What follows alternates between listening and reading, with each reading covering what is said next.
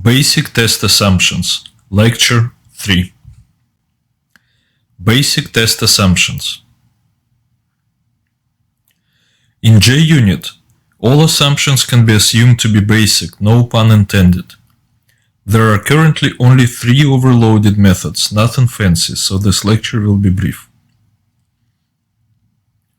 Assumptions are needed in case if you are not sure if the test or a portion of the test needs to run at all. The assumptions live in the assumptions class provided by JUnit, and I'm going to make a 15-second pause for you to write it out. Import static org.junit.jupyter.api.assumptions.star.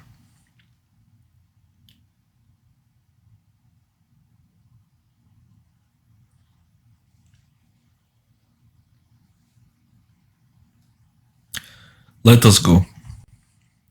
The following methods are available with many overloads to them. Assume true, assume false, and assuming that. Assumptions are very useful. They are the equivalent of the if control flow statement for your tests. They are not assertions. You must clearly understand the difference. Assumptions are related to the need for running a test or a portion of the test, and assertions are related to the evaluation of correctness of the code you are testing. The assume true assumption is very straightforward. It has the following form: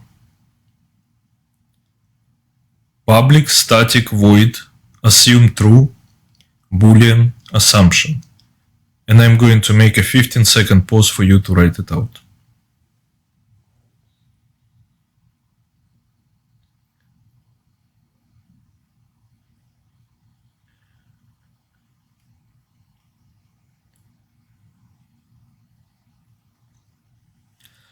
Public static void assume true boolean assumption string message.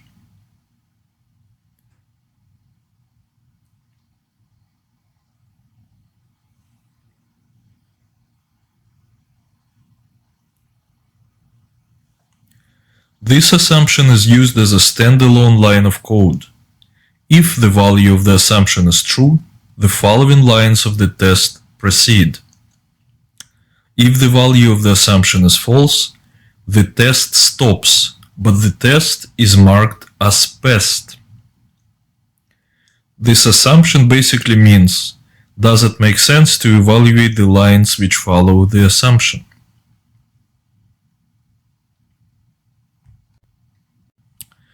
The assume false assumption is also very straightforward. It has the following form: public static void assume false boolean assumption.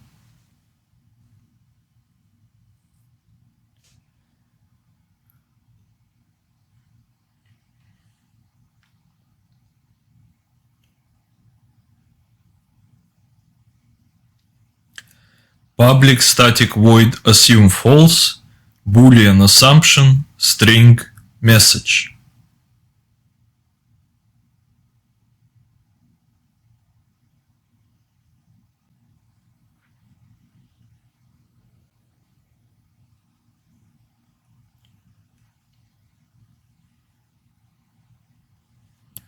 This assumption is used as a standalone line of code as well. If the value of the assumption is true, the following lines of the test proceed. If the value of the assumption is false, the test stops, but the test is marked as passed. The assumption basically means, does it make sense to evaluate the lines which follow the assumption? Please note that for this method, the boolean assumption variable must evaluate to false for the assumption itself to evaluate to true. On the previous slide, the value of the boolean assumption must evaluate to true for the assumption to evaluate to true. The assuming that assumption is a lot more versatile and basically takes an executable. Please review Lecture 1, slides 12 and 13 for what this functional interface means.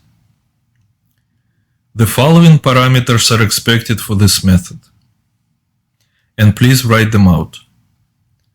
Public static void assuming that, Boolean assumption, executable, executable.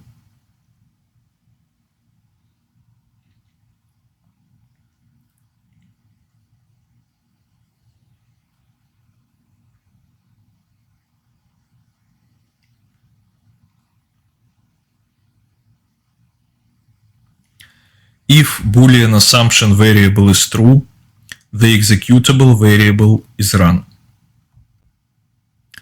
If the executable variable is run and throws an exception, that exception is caught and rethrown as an unchecked exception. If Boolean assumption is false, the executable variable is not run. The rest of the test proceeds as usual, irrespective of the value of the Boolean assumption. Let us see how we can use this interesting method. And what I'm going to do, I'm going to make a 45-second pause for each one of those examples. This is how we can use the assuming that method of the assumptions class. The examples are very simple but illustrative. And I'm actually going to make a 45-second pause for these three method uses, and then there is one more method use on the next slide for which I'm going to make a 15-second pause. So I'm starting to make the 45-second pause now.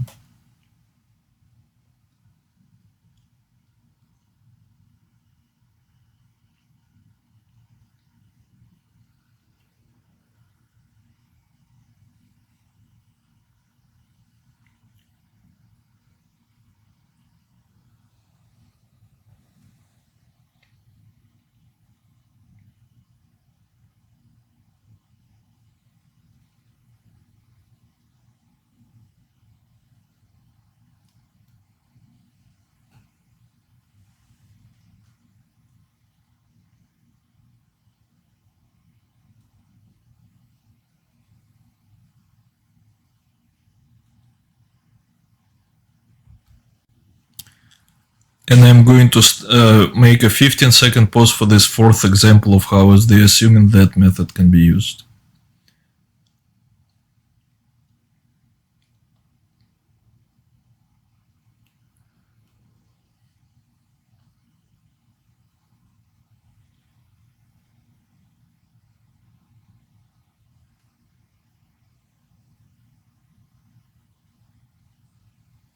And so on.